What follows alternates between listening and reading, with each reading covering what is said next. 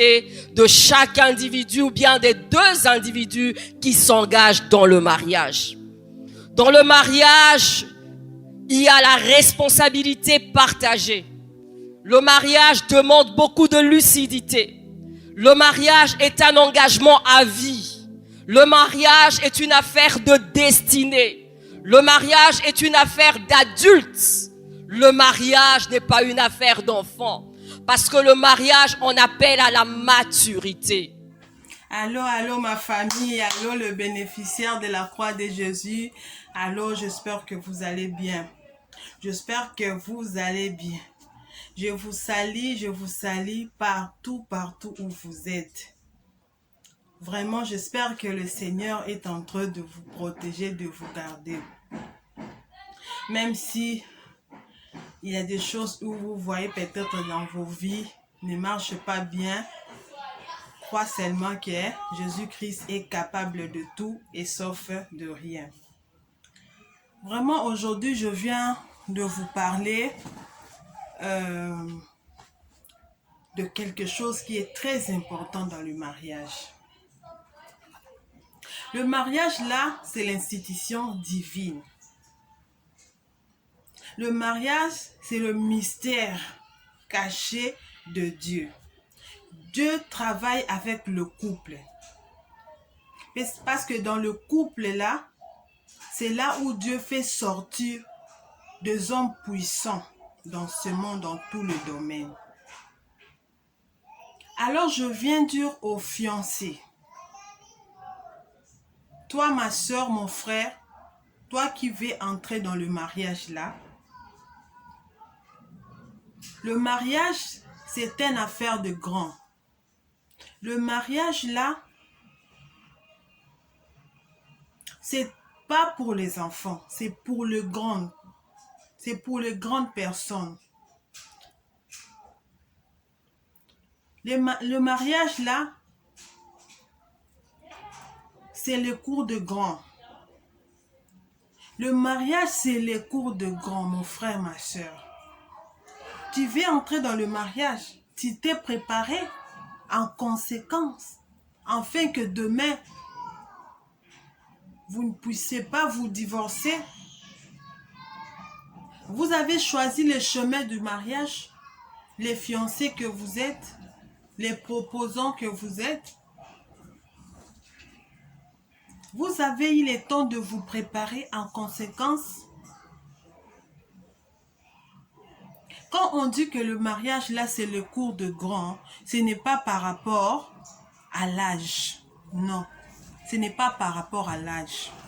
Mais plutôt, c'est par rapport à la maturité. Vous venez de suivre notre maman parle de la maturité.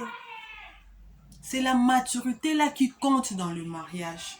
Toi qui veux entrer dans le mariage, est-ce que tu as fait travailler ta maturité? Est-ce que ta maturité là est solide pour supporter tous les caprices du mariage? Est-ce que ta maturité, tu as bien préparé ta maturité là, mon frère, ma soeur?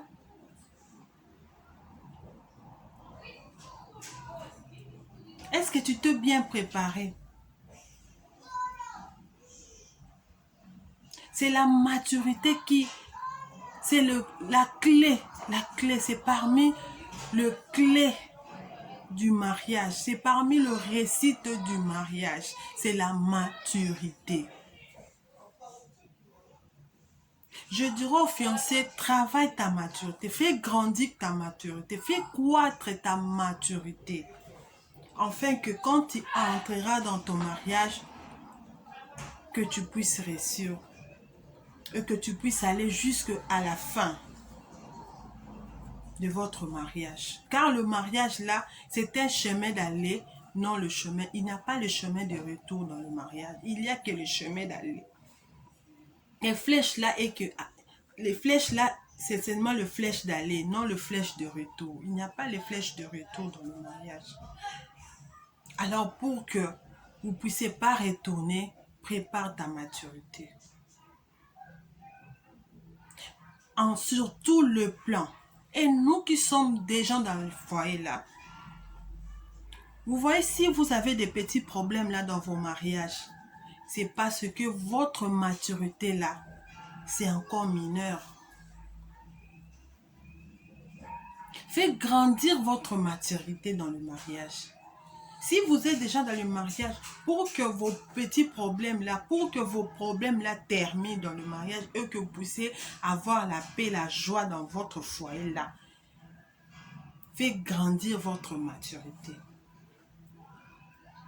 Faites grandir votre maturité parce que tu es là pour ne pas retourner. Tu es dans le mariage là pour ne pas aller dehors. Tu es dans le mariage là pour que tu ne puisses pas retourner chez tes parents. Vous êtes dans le mariage là, ce n'est pas pour que demain vous puissiez vous divorcer, mais plutôt c'est pour la vie. C'est seulement que le Seigneur peut vous séparer. Faites grandir votre maturité dans le foyer là, sur tout le plan. Je dis bien sur tout le plan. Le plan spirituel, le plan matériel, le plan financier, sur le plan moral, sur le plan sexuel, sur le plan émotionnel, etc., etc. Sur tout le plan, faites développer votre maturité, faire croître votre maturité, faites grandir votre maturité. Et vous allez voir que votre foyer là sera béni et le Seigneur va se glorifier. Et il va vous soutenir encore davantage pour que vous puissiez aller jusqu'à la fin, jusqu'à ce que lui-même peut vous séparer. Et la séparation du mariage, ce n'est que la mort. Et les divorcés, toi qui es divorcé, tu veux encore te remarier. Tu veux encore te remarier. Tu peux te remarier. Personne ne te condamne. Mais est-ce que tu as fait développer ta maturité? Comme tu veux te remarier, est-ce que tu as fait développer ta maturité pour te remarier encore? Est-ce que tu as fait développer ta maturité? Ma soeur qui veut se marier là, qui veut se remarier, est-ce que tu as fait développer ta maturité? C'est bien de montrer aux gens ton fiancé, c'est bien de montrer aux gens ton proposant, mais est-ce que tu as fait déjà développer ta maturité pour que demain tu ne rentres pas encore? Pour que demain nous puissions pas venir parler de la deuxième divorce. Est-ce que tu as préparé ta maturité? Est-ce que ta maturité est déjà solide maintenant là? Est déjà capable maintenant de supporter tout le caprice du mariage? Voilà ce que j'avais aujourd'hui le bénéficiaire. Et je voulais oublier quelque chose pour dire aux maris, aux papas, aux hommes. Beaucoup de hommes croient que la maturité dans le mariage, c'est seulement pour les femmes. Je dirais non et non, la maturité dans le foyer là, ce n'est pas seulement pour les femmes. La maturité dans nos foyers, c'est pour les hommes et c'est pour les femmes. C'est pour nous tous. Quand on dit que non, l'homme est le premier enfant de sa femme, oui, l'homme est le premier enfant de sa femme, mais sur quel point? Sur le point où la femme doit prendre soin de son mari comme elle prend soin de ses enfants. Sur ce point que nous pouvons dire que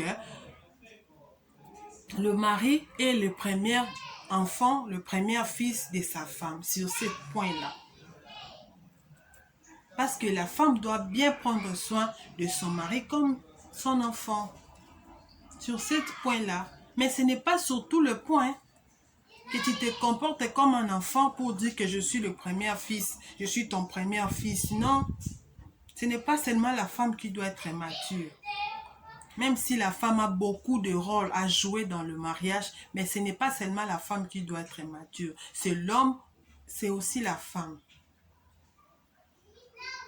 Parce que les choses que vous faites au lit là, la nuit à la chambre là, dans votre chambre là, ce n'est pas pour les enfants.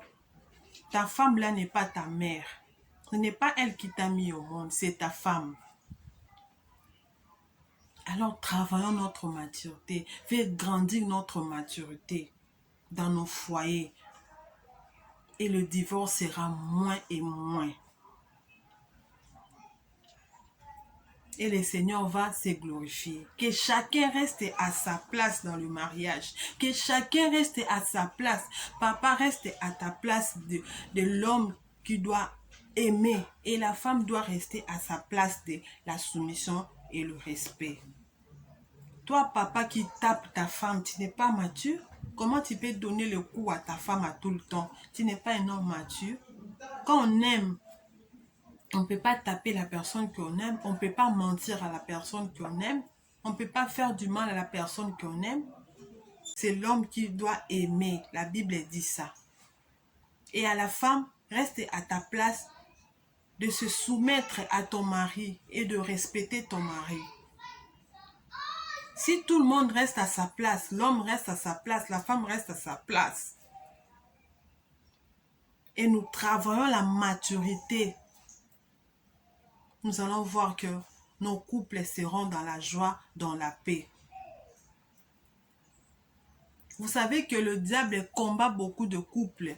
Le diable ne veut pas voir le couple dans la joie, dans la paix. Le diable veut séparer le couple parce qu'il est un voleur. Le voleur vient que pour détruire, pour égorger, pour dérober. Mais le Fils de Dieu, Jésus-Christ, est venu pour donner la vie, pour donner la joie, pour donner la paix.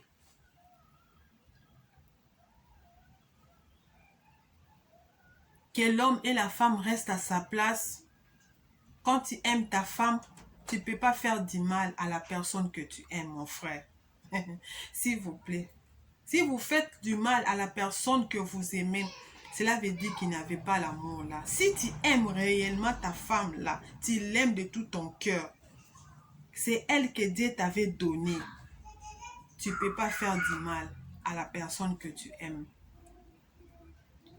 Reste à ta place. Maman, reste à ta place. Je sais que la soumission, ce n'est pas facile. C'est pas facile. Les diables combattent des femmes pour que les femmes ne soient pas soumises à leur mari. Ce n'est pas facile d'être soumise. Mais je te dirai aujourd'hui que ce n'est pas un esclavagisme. Loin, loin de là. Ce n'est pas un esclavagisme. C'est seulement que quand tu es soumise à ton mari, tu es dans la Bible, tu obéis la Bible. Tu fais la volonté de Dieu. Merci beaucoup les bénéficiaires. C'est ça que j'avais amené pour nous aujourd'hui. Que le Seigneur nous bénisse, qu'il nous protège davantage. Et s'il vous plaît, n'oubliez pas de vous abonner, de commenter, de partager et d'aimer. Et nous allons nous revoir encore à la prochaine. Je vous aime beaucoup. Des gros bisous. Responsabilité de chaque individu ou bien des deux individus qui s'engagent dans le mariage. Dans le mariage, il y a la responsabilité partagée. Le mariage demande beaucoup de lucidité. Le mariage est un engagement à vie. Le mariage est une affaire de destinée. Le mariage est une affaire d'adultes. Le mariage n'est pas une affaire d'enfants. Parce que le mariage en appelle à la maturité.